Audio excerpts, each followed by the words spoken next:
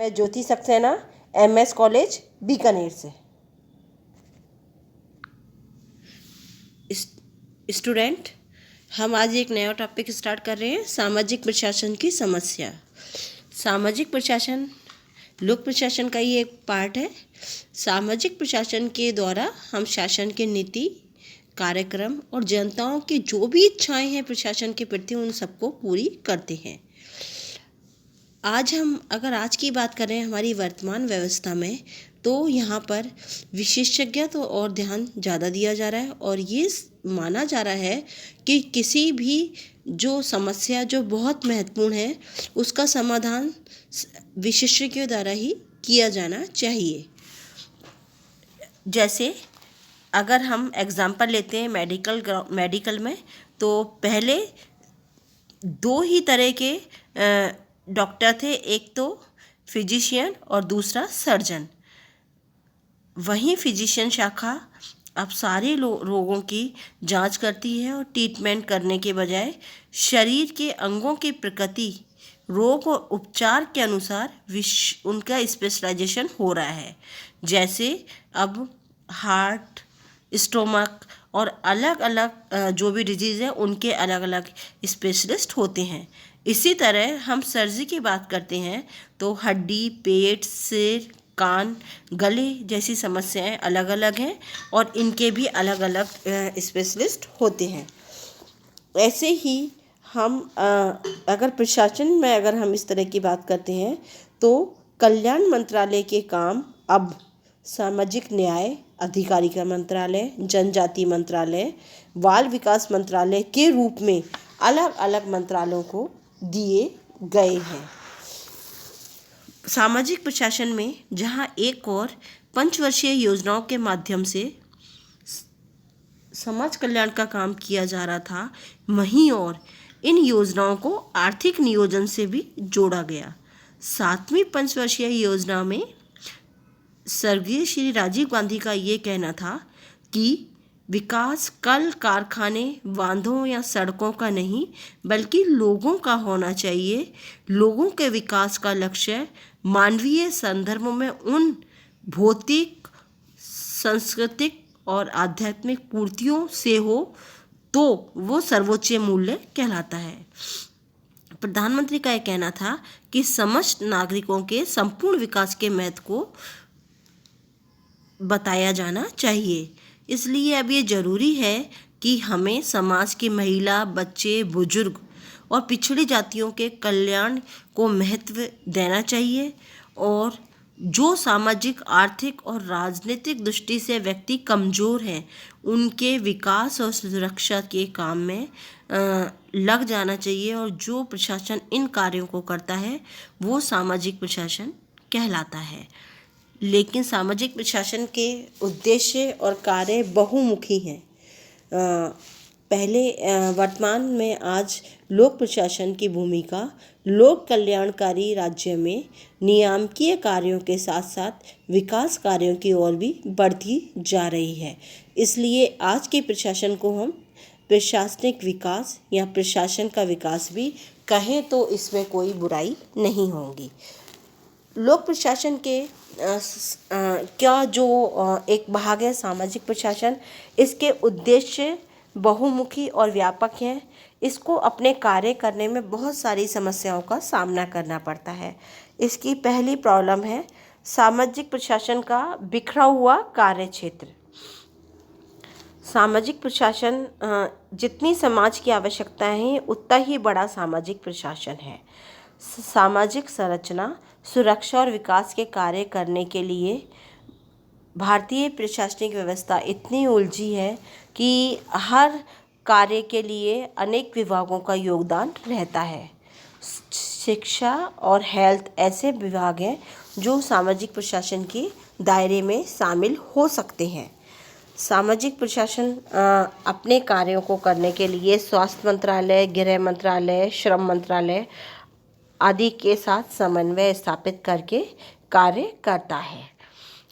कई बार सामाजिक प्रशासन को अपने कार्यों में सहायता लेने के लिए स्वैच्छिक संगठनों पर भी निर्भर रहना पड़ता है।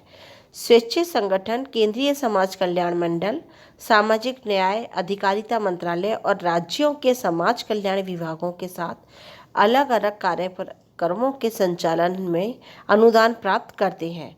कई बार ऐसे होते हैं, बहुत से कार्यों का दोहराव और टकराव भी हो जाता है।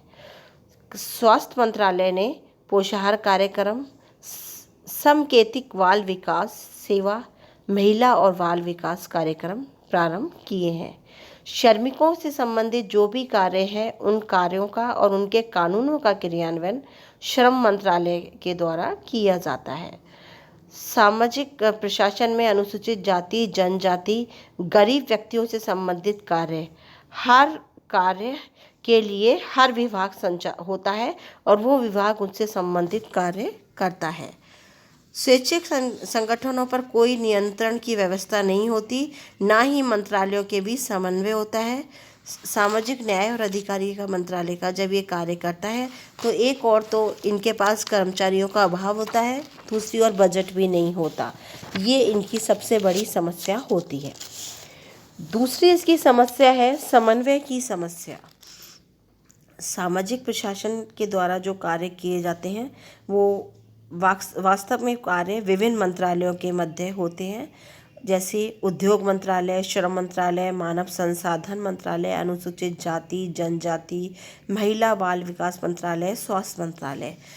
ऐसे में इन मंत्रालयों के कार्यों में समन्वय की कमी होती है। उदाहरण, सामाजिक कानूनों की क्रियान्वित करना पुलिस का काम है, तो न्यूनतम मजदूरी दिलवाना श्रम मंत्रालय का कार्य है।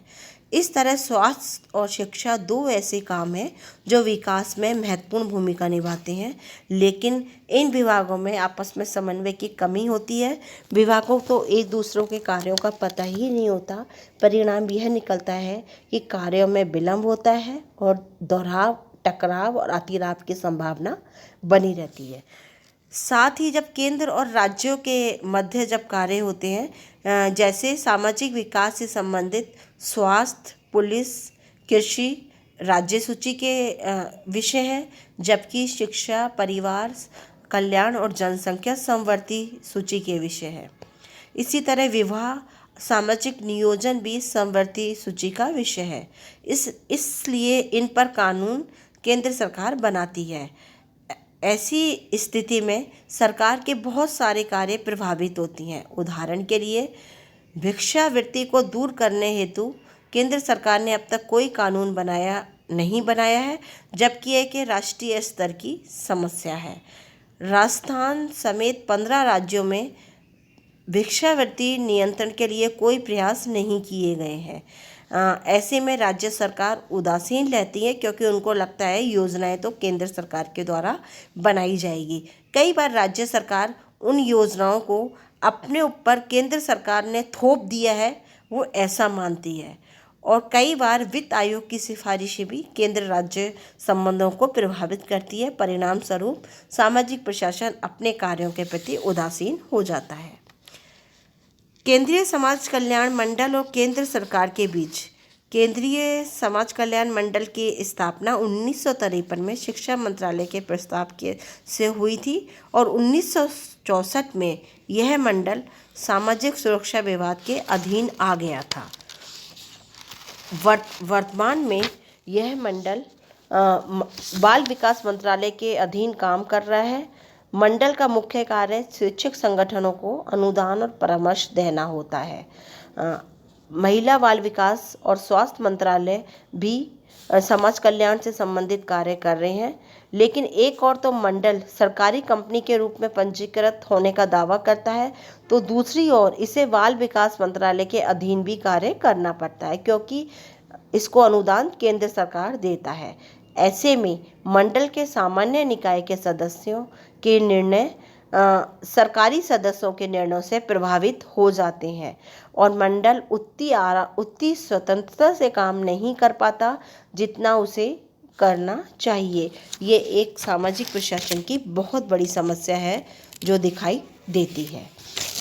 नेक्स्ट है सामाजिक प्रशासन को हम उपेक्षित प्रशासन भी कह सकते हैं।